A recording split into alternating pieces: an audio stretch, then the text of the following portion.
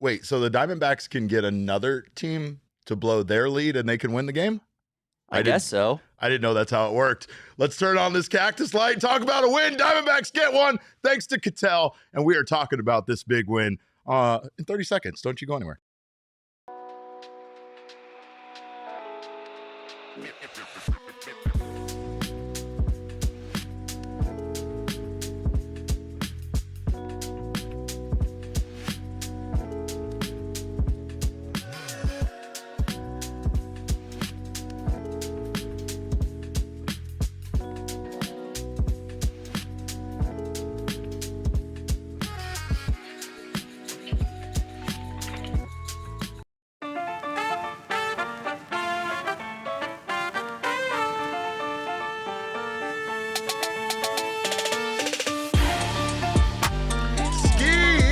Welcome in to another edition of the PHNX Diamondbacks podcast right here on PHNX. My name is Derek Montilla, occasionally known as a man that doesn't really know how to celebrate wins anymore. I got my guy Damon Dog on the ones and twos tonight, and I'm so grateful to have you guys here with me watching this show after the Diamondbacks somehow miraculously steal one in Texas from the Rangers, winning tonight's game by a score of 3-2. And this comes one night removed after you could argue the Diamondbacks got a game stolen from them in game one late. And trust me, for all the Torey haters, I am going to rant and rave about that game later on in this show. But for now, we're excited. We're happy. The Diamondbacks win.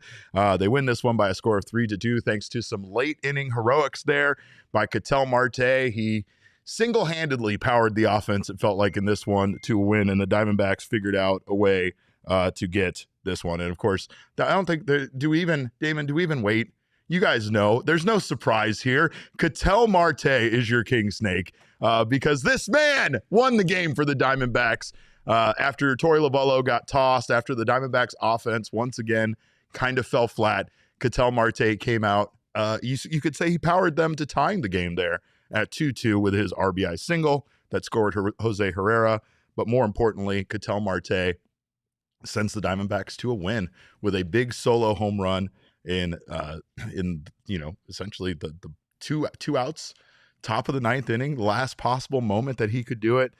This was a pitching duel between the Diamondbacks bullpen and Jack Leiter for the most part. Diamondbacks, like I said, their offense didn't get much done in this one early on. Their first run came in the 3rd inning on a Blaze Alexander home run. That was his 4th of the season. What is Blaze becoming? Is Blaze becoming one of the best players on this team? Because honestly, defensively, Blaze once again shined tonight. Shined? I need you to check my English on that one, Damon. But not sure. I don't speak for a living or anything. Yeah, I know. Neither one of us do. But I mean, what a game and what a performance from Blaze specifically. What a performance from Ketel in this one. Again, Blaze's home run, 411 feet to center field, his 4th home run of the season. I'm starting to believe, Derek, in Blaze. I really am. I mean, he really is amazing. And again, I've talked about his attitude. I've talked about his perseverance. I think that there was a period of time where Blaze was very high on a lot of people's list as far as prospects, but I think the idea that he played second base and infield, shortstop, he was essentially being blocked all the way around the infield. You also had the idea that Jordan Lawler was the third baseman of the future, not Blaze Alexander. I will have to say that Jordan Lawler, when he does eventually make it to the major league club this year, he's going to have a tough battle ahead of him because Blaze Alexander is winning that battle right now by leaps and bounds, and he just continues to be incredible for this team. 1 for 3 tonight. He had a home run, 1 RBI. Over his last 11 games, Damon, going back to August 1st, he is hitting .368 with 2 doubles, 4 home runs, 9 RBI, 5 walks, and he's been hit by pitches twice. And again, Killer X says Lawler sucks. I have no way to really confirm that yet, but I will say that for now, he's going to have, like I said, a tough time winning playing time against Blaze Alexander with the way that he's got things rolling here in this season. But the Diamondbacks also had that weird 7th inning where, to be honest, they probably shouldn't have scored their second run, but they did, thanks to some terrible infield defense by the Texas Rangers. It was definitely like watching a clown show out there. And with the way things have gone for the Diamondbacks, I'll take that. Diamondbacks had a decent lead in the beginning of the game, right? Then they also went on in game one, and then they went on to lose that game. This game, it felt like a little bit more of the opposite. The Diamondbacks struggled there offensively, kind of were waiting for the Texas Rangers to have their big offensive kind of output, and that never came tonight. We know that this is a team that struggles offensively as it stands. So, again, tonight was one of those nights that the Diamondbacks pitching took advantage of that. But again, the weird 7th inning there, Herrera reached first and then makes it to second on a throwing error. Probably should have been out in the first place. Probably shouldn't have Jose Herrera even making it to first base, let alone second base. Perdomo then hits a sac bunt where he reached on a fielding error by Josh Jung, who is typically a great defender over there. So it was just a series of unfortunate events for the Rangers there to allow runners on the corners in the 7th. And then Ketel Marte hits an RBI single that brings in Herrera to tie the game at 2. But obviously the biggest hit of the game there is in the 9th inning, where after yet another egregious strike 3 call, Torey Lovullo finally had enough. He goes in on home plate umpire Nate Tomlinson, and he was then tossed from the game. And boy, did Torey get his money's worth on that one, Damon. He did. He went over there. What a terrible night from home plate umpire Nate Tomlinson. Let's just address that. Everybody on Twitter was talking about it. I feel like this was such a bad performance from a home plate umpire that this transcended just the people watching the game. And I saw general MLB personalities and such talking about some of these calls. So, but usually it feels like it's like kind of an all over the place thing.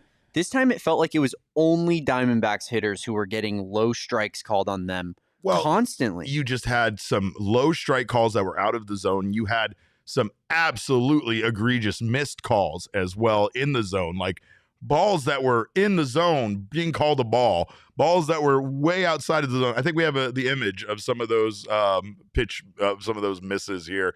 And I mean, these are in crucial moments. You see these low called strikes it's in the bumper zone, whatever. The umpires will probably find a way to say it was still close enough to be a strike. I mean, but no living human being can look at that and say that is anywhere close to the zone. The ADC one is nowhere near the zone. And it's crazy because that was with 2 outs, right? It was a huge moment. Both of these were big moments. The other one was Geraldo Perdomo. That was the strike 3 call that caused Torey to lose his mind and go out there and go off on Nate Tomlinson. I do love the fact that Torey is like, I know I get 15 minutes, but I'm going to take 20. You know what I mean? Like, he's like, I'm going to get every dime out of this ejection. And he proceeded, my favorite part about this ejection is Torey proceeded, I don't know for sure, but he proceeded to count off on his fingers what appeared to be every single missed call that Nate Tomlinson made tonight. And I think that when Torey goes out there and goes off, I grab my popcorn, I sit back, and I let him go, right? It's funny because Torey is a guy that, like, I don't know. At times I feel like Torey wants to be above a lot of this type of activity in the game, right? It's the reason why he says he doesn't want to retaliate against his hitters being hit by opposing pitchers. It's the reason why he doesn't do a lot of that, like, unwritten rules kind of stuff that baseball teams tend to do, right? But it's just so funny when he loses it like this, because you he would prefer not to. He's embarrassed. His mom's going to text him and be very disappointed in him. Like, or maybe she'll be like, he deserved it. I don't know. His mom is very baseball savvy, so I bet his mom would back him up on that one. But 100% though. Like, he tries to play like the nice guy the entire time, right? And then when he really gets pushed over the edge, he is like the petty king. Yeah, you can just tell. I want to see him kick dirt on an umpire's shoes. I want to see him to go to that level. Yeah, like Lou Piniella style. Very much so. Yeah, I mean, I could only imagine, like, Mrs. Lovullo has probably seen this. The only other person who's seen this side of Torey. Her and the umpires. Oh, without a doubt. Just argumentative. I'll tell you. He can get hot fast sometimes for being such a for being such a level-headed guy. But again, it's funny because Derek, that's what you do to me. You start counting off after every show. Derek walks up to me and he counts off on his hand every graphic mistake I made. The thumbnail not quite looking up to standard. Like, what is this crap with runners in scoring position when it was supposed to be starting pitching ERA and relief pitching? It's terrible. It's terrible. I make sure that Damon is reprimanded after every single show. But in this case, Ketel Marte is the one that did the reprimanding, because once Torey was ejected from the game, Ketel Marte went off with 2 outs, nobody on, stepped in, hit an absolute bomb to give the Snakes a 3-2 lead. It feels like every home run that's hit in this stadium is like huge because of how big that warehouse is at Globe Life Field. But 445 feet to left field, 111.7 miles per hour exit velo. It was Ketel's 22nd home run of the year. And somehow that was enough with this weird bullpen game that the Diamondbacks put together, right? I mean, that's essentially what an Anthony DeSclafani start with only 3 innings pitched is for this team. So somehow they managed a way to keep this terrible Rangers offense at bay and win a game 3-2. Tyler Locklear was 2 for 4 today. He had 2 singles in this one. Again, it's small steps forward. So I do really want to see that. Again, he get one step at a time, but still hitting 220 now with a 685 OPS. Blaze Alexander 1 for 3 with that home run, that RBI. And again, like I said, Alexander's defense continues to impress. He had more than one play tonight that we could bring up that he definitely flashed some leather. And again, it's not like I don't want to get into this Geno Blaze battle that we got into on Twitter the other night, nor do I want to get into the Randall Grichuk, Andrew Hoffman one that made me look very stupid after I tweeted it out. But actually, no, that made Torey look stupid. That one's on Torey. That one's not on me. But I will say that for the most part, obviously Blaze is no Geno. However, his defense so far makes us feel like, we haven't taken too much of a step back over there at the corner. Also, his offense right now has been stellar, and Geno has struggled for the Mariners. Again, that is a team that continues to win. They have won 8 games straight, so they don't even need Geno to be at his best right now. They can let Geno struggle, get out of this slump, and have him get back into the swing of things. We know all too well how good Geno can be once he gets out of his slump and gets himself kind of in a groove. So that team could be very dangerous once they have him running on all cylinders and have that pitching staff pitching the way that they are. But again, Ketel Marte, you're not allowed to mention Geno, bro. Oh, I'm not. Same thing for you, Killer Rex. You're not allowed to say fire Torey in a chat. I think your head would explode if I ever did that. What is we're doing that. More people are saying this is not healthy, Beaver. I'm not saying that Geno's going to continue to struggle because I'm not going to dye my beard. I'm saying that Geno's not going to hit 40 home runs, so I'm not going to have to dye my beard. That's what I'm saying. I'm suggesting that. I dare you to hit 40 home runs, Geno, at this point. But good game here for them Diamondbacks. Impressive performance overall from the bullpen. We'll talk about that here in a moment. But concerns at all, Damon, about the lack of offense in this one? I think honestly, I think, yeah, you say that? You would? We don't see them win many games like this. So I feel like I'm just excited to finally walk away with a close one of those 50-50 games that it seems like the Diamondbacks never get a chance to come out on top. Yeah, I think so. But at the same time, what are you wearing? Are you going to address what you're wearing first? Put yourself on camera and just not talk about your poncho, your Cardinals poncho? I'm sorry. We're giving away some stuff around here at the office where we're making our move to our new HQ. Yeah. And I happen to have picked up this gem, and I'm wearing it around town. I got myself an evaporative cooler, so I mean we're both winning tonight. You got a portable AC unit, and I got a Cardinals poncho. So I guess you could say that we're pretty even here, Derek. Are these TVs unspoken for? Because I think you and I could really make ourselves some money here off of this move. But we are excited to announce that we are moving our PHNX HQ, which does break my heart just a little bit, Damon. By the way, we've had some very good times in this room, in this building. I'll never forget our warm embrace when the Diamondbacks, clinched the National League championship, Derek. It was best unbelievable. hug I've ever had in my whole entire life. Not even close. I don't think I've ever jumped up and down in my life with other grown men like that. Don't get me wrong. We've had our moments. I've jumped around Paul Sewald coming out and such, right? Something I'll never do ever again as long as I live. Piece of Yoshi mentioning my Ryan Nelson, Nathan Eovaldi bet that I had the other day. We're going to address that game at a later time. We don't need to address that right now, okay? Why are you bringing up old stuff, Piece of Yoshi? Why are you bringing up old stuff? But no idea what you're talking about. Knights 23 says that home run was personal by Ketel. I think it felt that way. It did. I know that Ketel didn't stare down home plate umpire Nate, whatever his name is, as much as he should have. He really should have looked Nate Tomlinson right in the eye and been like, that one was for you. But he did definitely have a death stare out there once he jacked that home run. And, man, it was great to see the Diamondbacks get that big win tonight. And also great to see the pitching staff hold on the way that they did. So we're going to talk about that more on the other side of this break. Don't you guys go anywhere. You're watching the PHNX Diamondback Show. Well, we love Game Time. We don't even try to get tickets anymore from the box office because we're procrastinators around here. We don't know what we're doing with our time. We don't know when we're going to have to do a live show or breaking news podcast or an emergency show or a trending podcast. So we can't plan our lives around here, but we can get some deals on last minute tickets. We can save up to 60% off with our friends over at Game Time. You can save even more using our code of PHNX on your first purchase. You'll get $20 off that purchase. And Game Time is so easy to use. It's an aesthetically pleasing ticketing app that will also save you a lot of money. Of course, you can use their Game Time Picks options, which allows you to filter out all of the available tickets and find you the best deal, closest seat in the house with Game Time Picks. Also, you can check out their zone deals where you just pick an area of the arena where you want to sit. Game Time will hook you up with a ticket in that area. You don't pick the row, don't pick the seat, but you'll save money by doing so. You'll get the lowest price guarantee, or Game Time will credit you 110% of the difference, and your purchase is covered with the most flexible customer service policy in the ticketing industry. So take the guesswork out of buying tickets with Game Time. Download Game Time, the Game Time app, create an account, and use code PHNX for $20 off your first order. Terms apply. Again, create an account and redeem code PHNX for $20 off. Last minute tickets, lowest price guaranteed. Damon, what time is it? Game time. Game time.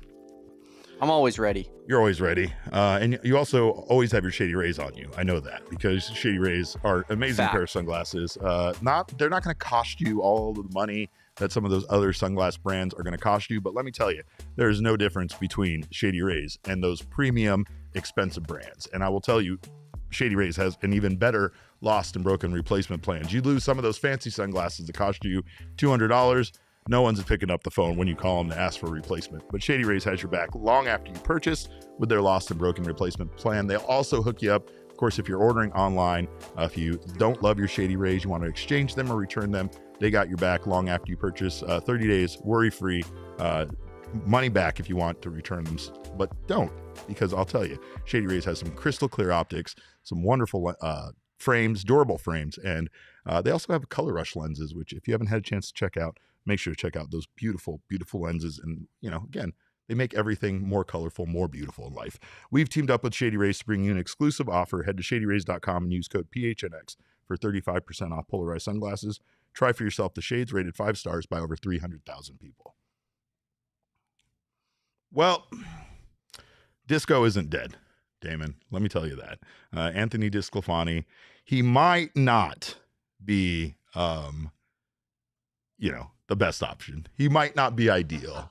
You might not want to see him out there starting for this team. Fire me up, Derek. I'm trying to. Trying to get you fired up about this.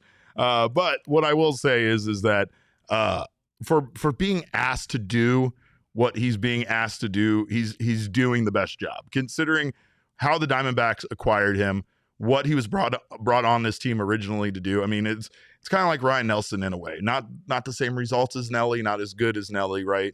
You don't want to see Anthony DeSclafani in there as a fifth starter, quite frankly. But he's going out there, even in an ugly game like this where he doesn't have his best stuff, and he's able to, I guess, use his experience to get himself out of jams, get himself out of some of those bases loaded situations with only allowing one run to score. It wasn't great, but it was enough tonight for the Diamondbacks. And I mean, again, with the way that their bullpen is, this is probably the last thing that this team needs is a starter that can't go out there and give you a very long outing. Torey pulled him after 3 innings and only 52 pitches. Part of that was because out of those 52 pitches, Damon, he only threw 29 pitches for strikes. So he was not very effective. He was not hitting the zone very well. But like I said, somehow he was getting out of these jams, and somehow he gave the Diamondbacks 3 innings. He only allowed 3 hits, 2 earned runs. He walked 2 and struck out 3. Let's go ahead and fire up. Look, again, the amount of energy that goes into this, the Circle K strikeout meter deserves better than 3 strikeouts. But 3 strikeouts nonetheless. And again, if this was a home game, remember, with every K you win at Circle K, text STRIKE to 31310 to start saving on fuel, food, and drinks after every D-backs home game. If this was a home game, Anthony DeSclafani would have gotten you a free Polar Pop tonight from Circle K. But again, like I said, Damon, not ideal, not the best outing from Disco, but still... Are you impressed at all with the way that he was able to get them out of this one, or at least give them a chance to win in this one? Derek, he pitched tonight. He went out there and he got on the mound and he used the ball. He threw it to the catcher. Got the baseball and threw it, and he hit the glove sometimes. So, I mean, that's about what I can say about Anthony DeSclafani tonight. He wasn't terrible. He hasn't been bad for this team. He's gotten out of some jams where it could have been a lot worse. His splitter did the trick tonight. I mean, he was able to get guys to ground out and get out of those situations. Like I said, there were a lot of jams for him in only 3 innings pitched that it felt like things were going to go sideways on him much more than they did. But he did. He used his off-speed stuff mostly to kind of get out of that of a lot of jams. Also, speaking of sinker, Jake Woodford, very effective tonight. He also used his sinker quite effectively in his outing. And God bless Jake Woodford, right? Like, I don't know what the Diamondbacks would have done tonight if Jake Woodford wouldn't have been able to give the Snakes the nice outing that he gave them. He actually goes deeper than DeSclafani. He ends up going 3 1/3 innings pitched, only allowing 1 hit, no earned runs. He walked 1 and struck out 2. Like, I know at times we as fans, like Jake Woodford comes in, we have jokes. We have got jokes for a guy like Anthony DeSclafani, but these are guys that honestly were perhaps out of opportunities in their career and now have received a pretty big opportunity with the Arizona Diamondbacks, Damon, like an opportunity to actually go out there, help a team that absolutely needs it. This isn't like garbage time stuff. This isn't like, oh, hey, you're literally our last starter. We're only going to put you in when, you know, we're down by 8 runs or more or something in a game, right? So, like, the fact that someone like Woodford has had his struggles, but then can still come out and give the Diamondbacks like 2 nice outings, you know, in a row, if I'm not mistaken, makes you feel a little bit better. It makes you feel like maybe some of these guys that haven't had the best season so far can perhaps kind of be sifted through here and might end up being valuable pieces of this team perhaps next season. Yeah, I mean, I think as far as Jake Woodford goes, you know, his last bad outing per se was the Padres game where the Diamondbacks lost in extras. Yeah. And in that game, if you remember correctly, he got the outs in the 10th. Yeah, it was because he had to come back out for the 11th, right? And then he got rocked in the 11th. He got shelled in the 11th. That's right. But if the Diamondbacks get the winning run across in the bottom of the 10th, he gets the W in that game. And he's like maybe the hero. You know what I'm saying? So absolutely. I think, you know, for essentially since July 22nd, he gave up 3 runs to the Astros. Since that game, he's been pretty decent. You know, that's not exactly the largest sample size in the world, but you know, another good performance from him tonight, and 3 1/3 is unbelievable stuff. Unbelievable. And I mean, again, I know this is a Rangers team that has been bad offensively this season. As Damon pointed out to me, you have Adolis Garcia hitting 7th in their lineup. Like, that's crazy, right? But the bullpen was a strength for the Diamondbacks tonight. Woodford comes in, gives them 3 1/3. Jalen Beeks comes out, gives them 1 2/3 innings. He walked 1, struck out 1, no hits allowed, no runs allowed. And then Juan Murillo comes in the 9th and does the trick. Gives the Diamondbacks an inning pitched. No hits, no runs, no walks, no strikeouts, no anything, but gets out of it nice and quietly. No men on base, nothing exciting, no fireworks, just simply outs. And this one, again, credit to the bullpen.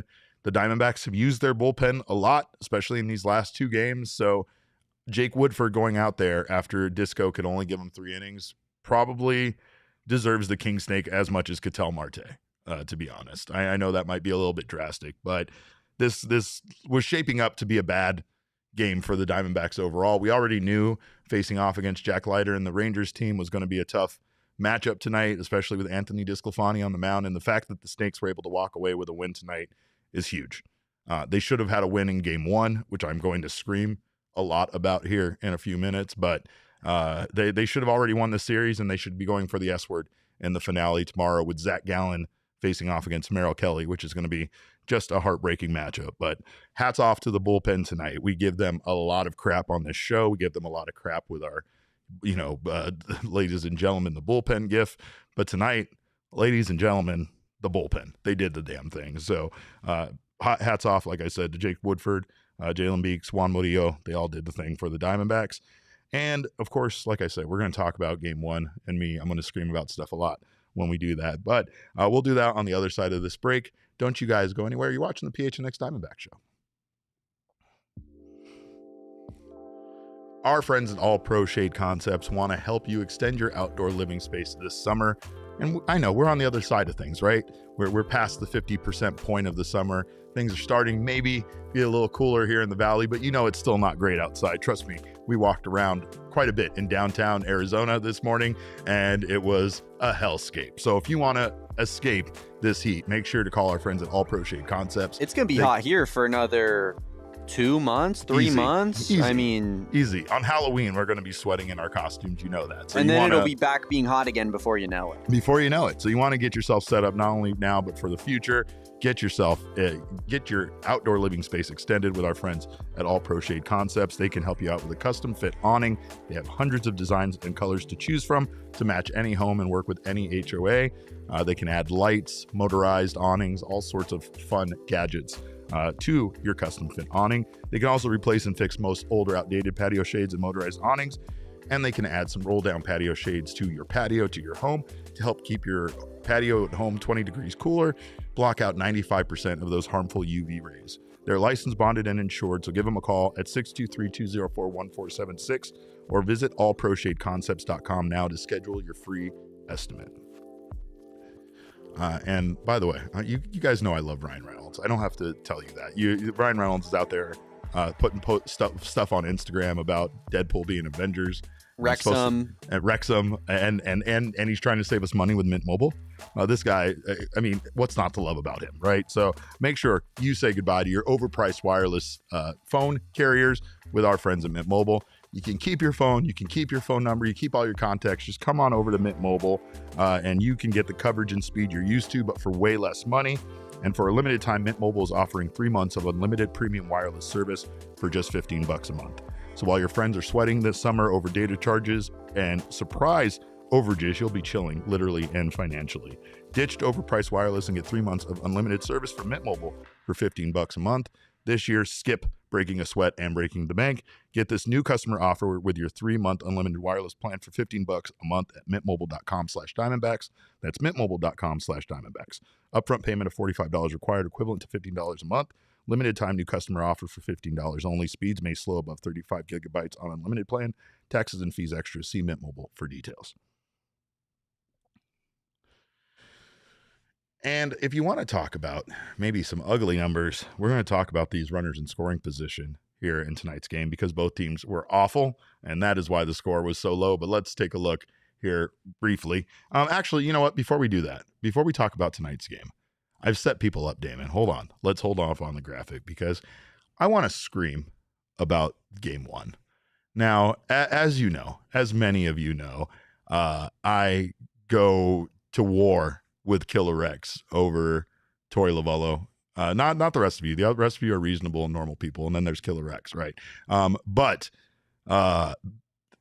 there will. I probably need to buy Killer Rex a beer over what happened in game 1. I know. Yeah, I probably shouldn't say that. I probably shouldn't have said that to him. It's already too much. It's gone to his head because I was screaming at Torey Lovullo last night when he essentially lost this game for the Arizona Diamondbacks. I don't say that often.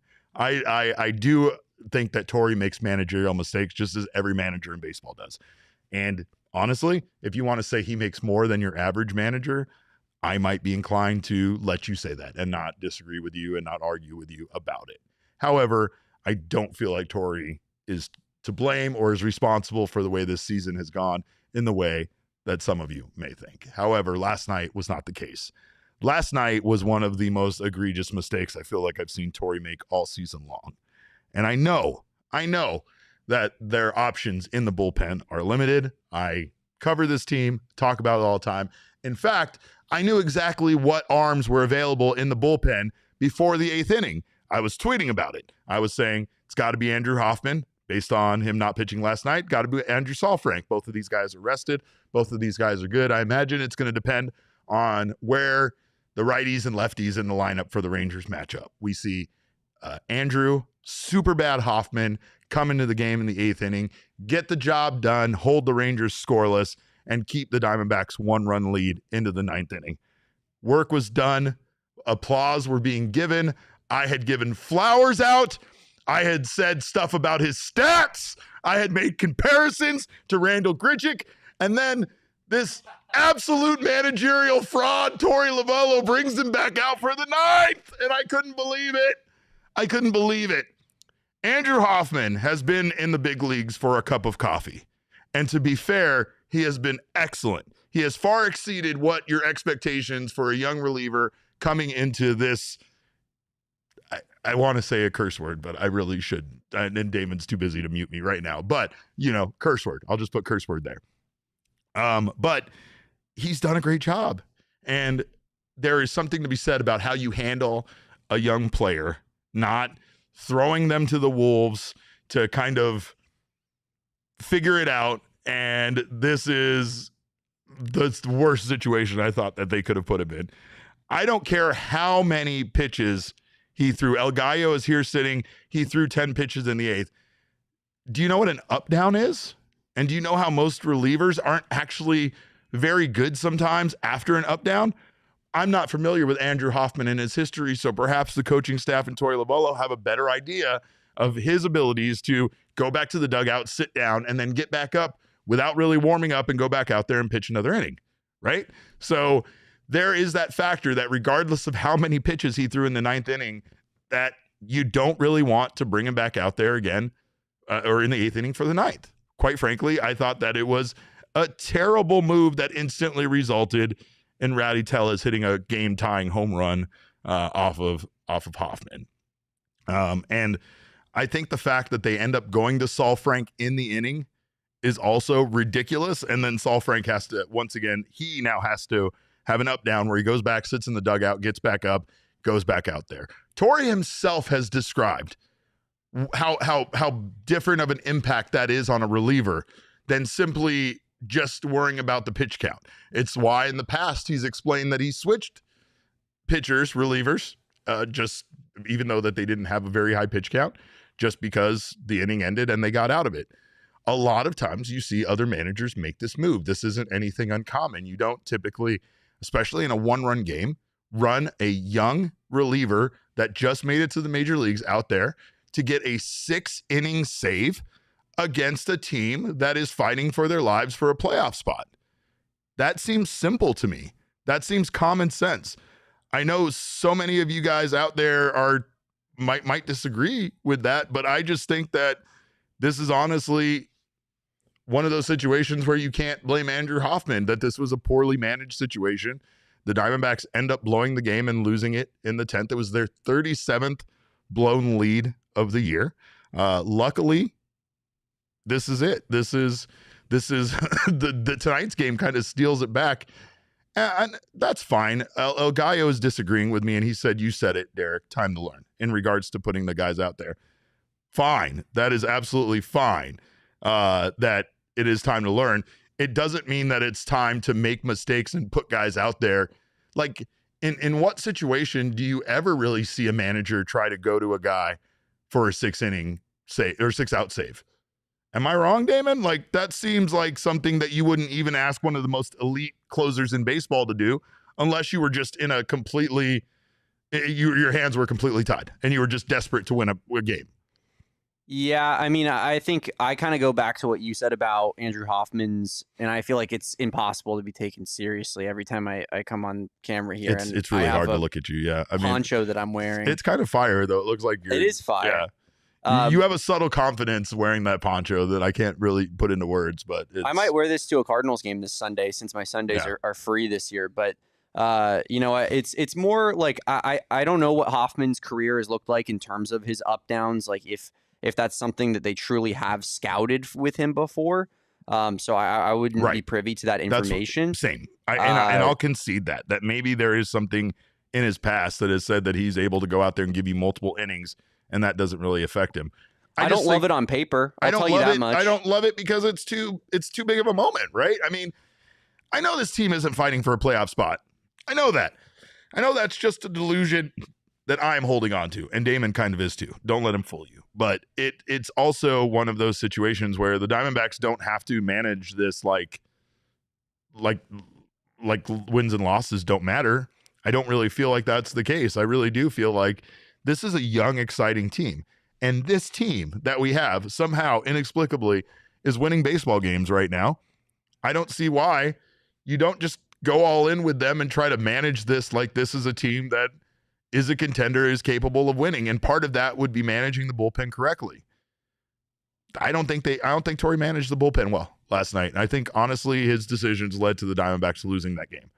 I feel like you maybe swap Andrew Saalfrank in and bring him in earlier, bring Backus in the ninth. I don't know if you even go. I mean, Saalfrank seemed like he was ready. Saalfrank has had a great season this year. I'm kind of tired of the righty-lefty matchup thing. That's something you can do when you have the depth the Diamondbacks had at one point. That's something you can do when you have both A.J. Puck and Justin Martinez healthy in your bullpen. But last night, that wasn't the case. And I really do think that was a huge mistake by Torey. No one else makes that call. That leads to the game, and that's one in the column for the Torey haters for sure. Let's take a look, though, at tonight's numbers because the Diamondbacks did win tonight's game. So it's kind of funny. Tonight's game felt like one they shouldn't have won, and they did. Last night's felt like a game that they should have won and lost. So, hey, maybe that's how things even out here. But the Diamondbacks win this one by a score of 3-2. They out-hit the Texas Rangers 8-4. Both teams awful with runners in scoring position. The Diamondbacks were 1 for 11. The Rangers were 0 for 9. As Damon said, 1 for 11 feels like 0 for 9. So it's basically the same thing. Diamondbacks, though, 4 extra base hits, including those 2 big home runs by Blaze Alexander and Ketel Marte being the difference makers. The Texas Rangers had 1 double tonight. Expected batting average, basically a push. 214 for the Diamondbacks, 218 for the Texas Rangers. And Elizabeth, a.k.a. Zabe, says, ha, ha, ha, the RISP. Yeah, a baseball game was played. Damon, do we have some super chats to address? It looks like Yoshi is prodding me to get to the super chats. Let's see. We'll start with Yoshi's. Yoshi says, Derek, trying to find someone to blame like he didn't set us up with a certain subset of tweets that probably cursed us. See, this was one of piece of Yoshi's worst takes ever, quite frankly. He was trying to dunk on me last night, Damon, simply because after Andrew Hoffman was removed from the game and what I believed was the end of his night at the end of the 8th inning, I put up his stats through the 8th inning and compared them to Randall Grichuk's stats over there with the Royals, considering that that's who he was traded for. And so far, so good. It would have looked pretty good. He did only give up 1 more run, so it's not like it caused his ERA to go insane or anything. However, no, I'm not doing this curse thing over any goddamn thing I say. Stating what his stats are is a fact, right? We've gotten so off course with what causes curses now. Like, a curse used to be when you say online, that's it, they're going to win this game, and then they don't, you fool. But stating stats now is a curse.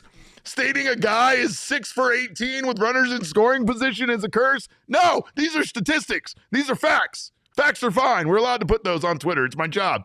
What else we got?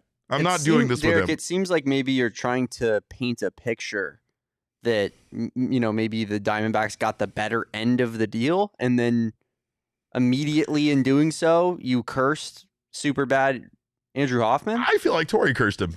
by putting him back out there for the ninth inning and so expecting now him to get 6 outs. We figured out why Derek is so mad at Torey, because it made him look silly on Twitter. No, we're not doing that. I am mad at Torey because he made super bad Andrew Hoffman look bad. That's why I'm mad at Torey. I'm mad at Torey because he lost that goddamn baseball game, Damon. I was screaming things that you've never heard come out of my mouth last night during that. I think at one point I said leave him in Texas, but that's a whole other thing. I was emotional. What can I say? What else we got? Said for $5 said, if the umps actually called the pitches correctly, how do you think this game would have ended? I don't know. There's literally no way to know that. She is so right, because this game was so all over the place. And honestly, maybe ADC hits like a bomb or something in that moment. Perhaps. Like, you never know what happens. Perhaps nothing happens in any of those moments, and perhaps the lack of egregious calls doesn't allow Torey to go off and get kicked out of the game, and then somehow power up Ketel to hit that game-winning hit there in the ninth. I don't know. What do you think? Am I going too far on that one? I just feel like, again, that's an alternate timeline that we don't live in, but I would like to live in an alternate timeline where umpires can make better calls than that. You do the BCSC ones. Yeah, we got BCSC back. The cake shall be eaten, then we eat it. Noah 15:14, as if Noah had an excerpt in the Bible. Noah Wolbert, of course, of PHNX Sports. Blaze got no booty, straight pancake back. No, that's not fair. What? No, that's not fair. That is, and it's not true. It's quite frankly not true. The man's got a whole cake.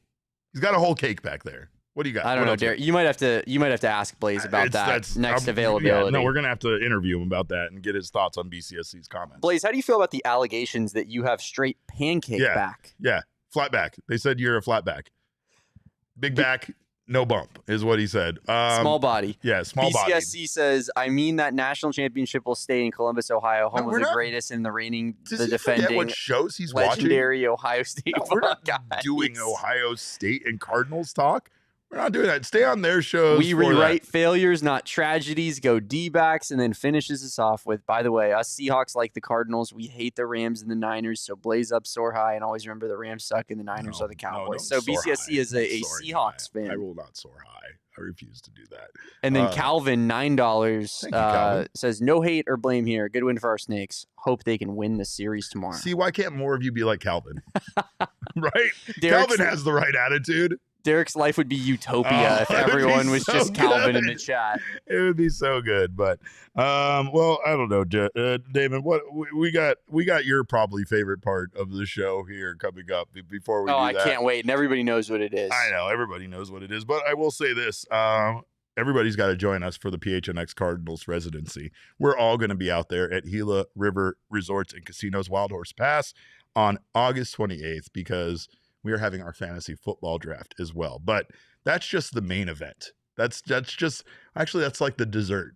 That's the tiramisu to the night because you get a whole entree of Johnny Bo and the PHNX Cardinals crew with NFL diehards for the residency night on August 28th at the Upper Deck Kitchen and Bar. The Cardinals Live podcast starts promptly at 4:30 p.m., followed by the NFL season preview at 6 p.m., and then the PHNX staff fantasy football draft at 7 p.m. We got some surprises. It's going to be live streamed. We're going to have ourselves some commentators once again, giving us the business about our draft picks.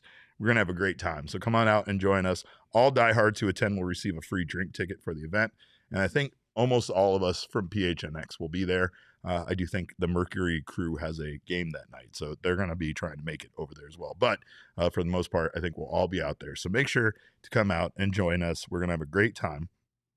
And then when we're there, Damon can tell you about all of the criminal allegations against Shohei Ohtani, or at least any kind of lawsuits that are currently pending. But before we do that, let's take a look at the drunken orgy of violence that we call the NL West. Man, you got me chomping at the bit over here, Derek. I got a muzzle on right now. I know. Well, let's intro it first with the NL West because, of course, we got to see where our sweet Diamondbacks land currently in the wild card and the divisional race.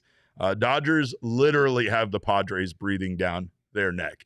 They have had a terrible month so far here in August, and they are in real danger here of having the divisional race be a two-team race here because actually it is. I mean, you could just say it is. The Padres are one game back in the division. The Dodgers currently sit at 68 and 51.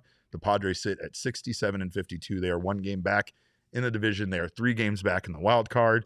Peace of Yoshi in the chat says, come on, Anaheim. Let's make this even more interesting. Giants, they are one game below 500 at 59 and 60. They fall back even further. They are 9 games back in the division and 5 games back in the wild card. Meanwhile, the Diamondbacks sit in just a real weird, awkward position, probably just about the same spot as the Giants. They are 58 and 62, 10.5 games back in the division and 6.5 back in the wild card. Knights 23 asks, are we seriously still hoping for the playoffs? I don't think so, but it's not out of the question. Exactly. It's not out of the question. I would say, I will say this. It's kind of like what I said before about the playoffs and the Diamondbacks making it. What are they going to do when they make it into the playoffs, if they do, right? Like, you still don't feel like their odds are very good. I don't like that conversation because anything could happen. We did this when they made it to the World Series, didn't we? We were they limped into the playoffs. And we were like, who cares? They're going to get beat by the Brewers in the first round. And then all it takes is catching fire and things going your way a couple times. Don't let the snakes get hot. Don't let us get in. Don't let let us get 3, because then we'll get 4. Remember that? Derek, so help them God if they let us into the playoffs this year. It would be the biggest mistake they've ever made in their entire lives. I think Emily just dropped a super chat. Damon, what was that? Let's get to that one real fast before we scream about Shohei Ohtani being a criminal. Emily says, she still wants the D-backs jersey list. Yeah, I've still been slacking on that. Thank you, Emily, for calling me out on what a procrastinator I am. I will get that jersey list updated for you. I do have time now. Now I have time because, again, we as Knights 23 pointed out, we probably shouldn't be worrying about the playoff hunt, but we are. We are, because it's baseball. Baseball's funny. Anything can happen. And at this point, who knows? All it takes is the Mets to continue playing some of the worst baseball they've played all year. And maybe some of these other teams to also kind of drop out of it to make it at least interesting, right? That's I think what we want more than anything. Maybe not hope, but it would be nice to be within 3 games and then kind of, again, getting a little bit of a reason to watch every single game until the end of the season. Ernesto brings up that the Cubs are not looking too hot at the moment. So again, you just never know in baseball. I mean, sometimes you play your worst baseball during a stretch and then you figure it out, and then other teams play their worst baseball during a different stretch. But speaking of being worse behavior, there's more bad behavior apparently from Shohei Ohtani, according to a lawsuit that came out. LA Dodgers star Shohei Ohtani and his agent are being sued in a $240 million Hawaii real estate deal. And Damon, this one seems a little shady. And I know that you love when Shohei Ohtani does shady stuff. But what I do have to say, I don't love the fact that there's a criminal on our streets, Derek. I actually don't love that. This is the land of. I thought we were stopping crime. I thought that was. That's what we were doing. We were trying to get all the crime off the streets. This is the land of freedom. And meanwhile, Shohei Ohtani's going around and he's stealing money out of children's bank accounts, and people are just allowing it to happen. This one's wild, because what this alleges is that Ohtani was brought in on this real estate deal to be like as an endorsement deal. He was brought in 2023 so that they could boast that Shohei Ohtani is going to be, living in this, it's like a vacation area, right? In Hawaii, or like vacation homes. And they wanted to utilize the fact that Shohei Ohtani was going to be living there as part of the allure to both American and Japanese tourists and people wanting to buy vacation homes. And it would seem, according to this lawsuit, that after being brought in as for an endorsement deal, that Shohei Ohtani and his agent just kind of slid their way into being part of the deal itself, and then pushed essentially the plaintiffs in this case out of the deal. That's interesting and all, Derek, but have you seen Shohei Ohtani's new cat that he just got? It's so cute. It's a little tiny kitty cat, and they named him Buster, and it's the cutest thing ever. It's actually going to lead MLB tonight. So I don't know if people really care about that news. He named his dog Decoy. How did we not see this coming? It's right in front of our face. It's right in front of our face. And we were just like, look how cute the dog is. They did a bobblehead with the dog. I need the bobblehead with the dog on it. The dog whose name is Decoy. Apparently he has a cat already named Mittens, according to a piece of Yoshi. But Derek, I want you to continue the story here. I can't help it but feel bad for this guy. All the people that he hangs out with the most in his life are all bad people. I guess, right? And somehow he's just Tweedledum walking around. He has no clue. He thought he trusts them, and he's the good guy, and everybody else is just screwing with his money and taking advantage of people. It's crazy. I've never seen anything like it. I will say that there comes a point where you are culpable for what is happening on your behalf. Right. And if all you hang out with is bad people who commit crimes, I got news for you, buddy. You're probably in the crew. I think the problem here is that we've seen this happen in the past, and it's easy to have conspiracy theories about this, or not even a conspiracy theory. Just say when there's smoke, there's fire. And when you keep having stuff done that makes you look like a bad person, right? That would bring you essentially scrutiny as a human being, where other people would say, you are a bad guy for doing that. There's somebody else to step in and take the blame. In this case, it's his agent, Bolello, who is apparently taking on the blame now for this. But Ohtani and Bolello are accused of making threats and baseless legal claims to force this business partner to cut ties with the plaintiffs, effectively removing them from the project that they say they conceived and built. They spent 11 years putting this deal together. And the icing on the cake here was to get Shohei Ohtani involved as an endorsement of this deal. And he just kind of weaseled his way, according to this lawsuit, in on the deal and pushed people out. That doesn't sound like the Shohei I know. Good old ruthless aggression. You gotta love it. That's my favorite thing too. The people that are like that take Shohei's side, like they actually know him personally, when he's like a notoriously private person, and they're like, Shohei would not do that. He wouldn't do that. And you're like, how would you know? You've never talked to the guy. Most people haven't talked to him because he's, as I said, pretty private with his life. So I don't know, man. It seems as simple as if it walks like a duck and it talks like a duck. Right. It's probably a duck. Right. And he seems to be a white collar criminal. Like I'm just gonna put it lightly. The allegations are there for him to be a white collar criminal, but the importance here of it on MLB season is that this does come at a time when the Dodgers are already reeling. They're already kind of struggling to they're not the best team in the league by far, right? Which really good for them to realize that finally doesn't matter. That they don't need to have the best record during the regular season, and that it's meaningless when you get around to the postseason. That title now belongs to the Milwaukee Brewers for the time being. But again, this Dodgers team is struggling. They have the Padres breathing down their neck, and having a scandal of sorts for one of their biggest stars, it doesn't seem like it's the best time for this, right? And this could strongly impact the NL West race here.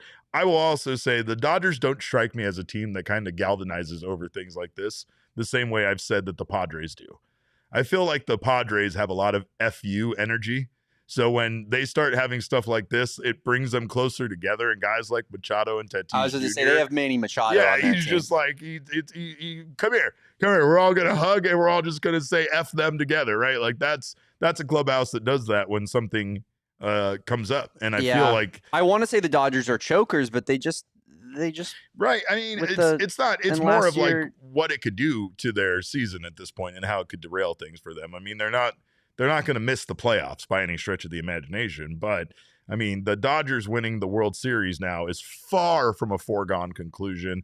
There are so many teams in baseball right now playing better baseball than them. And quite frankly, having something like this come down on Shohei Ohtani right now at this particular time doesn't help them at all. So no, it's just negative press. And, obviously I'm excited for the next Mookie Betts disaster class in the playoffs. He's like a 250 career playoff hitter or whatever he is. Can't wait for the postseason.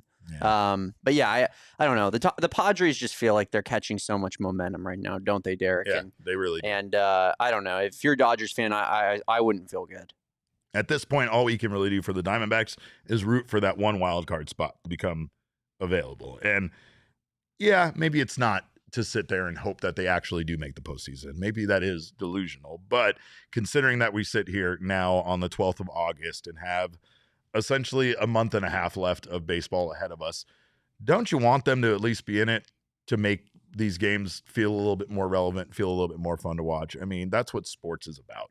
The 162-game baseball season is already ridiculous. It has no business being as long as it is any longer with the lack of divisional play like we used to have. These games don't mean nearly as much. And again, this season doesn't need to drag on the way it does. But baseball will never change that because it makes far too much money. So instead, we have this with this team that right now is still below 500, still not playing the best baseball. I did like El Gallo's comment about the heckler. We heard him on TV. There was a guy that was like chanting like World Series at Ketel right before he hit that home run. That was pretty excellent to see. I guess it was more than one person after a while, but there was one guy that started that stuff. But again, it's just chaos can make a lot of things happen here with plenty of time left in the season. So let's at least have a little fun watching baseball. And that's why we do this. Knights 23, who I don't even understand what the point of watching sports is if you're just going to be miserable about not making the playoffs. I don't really know. I mean, again, that's the reason why, is because the Diamondbacks are 6.5 out, could be 6. Still have 4 games here left against the Rockies before moving on to some tougher opponents. And again, they have a chance to close out the series against the Rangers tomorrow. Should have a chance, like I said, to get the sweep word done, but that you just did it gone again. Now it's not. They don't have a chance to get the sweep word. They lost the first game. True. We can't go back in time. That's and a change fair that point. outcome, right? That's a so fair I can point. say the sweep. I mean, I think as far as wild card and playoffs are concerned, Derek and I aren't sitting here being like, it's gonna happen, guys. Just wait on it. Not at all. It's more so that like we have to. The whole point of this podcast is to talk about the standing of the team, and right now they're 6.5 games out. I would just prefer it, even if I didn't do this damn show one time ever in my life. I would still rather watch a baseball team I root for be close and have a chance. Try to win. No matter the state of the team, rather than not. You can't tank in baseball. Yeah. You can't tank in baseball, realistically. Right. And it's a steep climb, but it's not an insurmountable amount of games to cover from the end of the season, from now to the end of the season. So I think it'd be ridiculous to act like it's, just completely out of the question. Yeah. Well, as we were talking about Shohei Ohtani being a criminal, apparently he hit a home run, Damon. So you did that. I'm going to say you did that one, but I don't know. I hate that for me. I know you do. Well, he also hit into a triple play tonight. There's that. Did he really? Yeah. Oh, wow. I got to go see that. I got to go watch video of that. So we're going to get out of here, but we appreciate you guys so much for stopping by. Thank you guys so much for your time. Of course, you can follow us on Twitter. I am at cap_caveman with a K. Damon is at Damon Dog with a DAWG. Of course, we are all Damon's dogs. Bark, bark. Our show is at PHNX_DBacks, but as always, all roads lead to at PHNX_sports on Twitter, Instagram, and Facebook. We got a super chat from our girl, Emily Williams, and Emily says, sad match of Merrill Kelly versus Zach Gallen tomorrow. Not looking forward to that. Brother versus brother. So unfortunately, we get that, but hopefully Zach Gallen comes out on top. Ketel Marte called Merrill Kelly his best friend on the postgame broadcast. Everyone knows Merrill's my best friend. Everybody knows that Merrill Kelly and Ketel Marte are best friends. Merrill just found out he was Ketel's best friend tonight. I mean, Zach will tell them about it when they're golfing tomorrow morning or whatever. But again, we appreciate you guys so much for your time tonight. Thank you guys for stopping by. We'll be back tomorrow with another midday post-game show for the series finale. So make sure to join us for that. We'll also have a post-game show on Thursday. And then on Friday, it's our move day around here at PHNX HQ. So we'll be bringing you a show at noon on that day. So until then, we hope you guys have a wonderful evening. We hope you guys behave yourselves. And I hope you enjoyed this win by Ketel Marte and the crew. We'll see you again tomorrow. Until then, have yourselves a wonderful evening. And remember, kids, baseball is fun, but it's so much more fun when you steal a game instead of having a game stolen from you. We all silly like the mayor.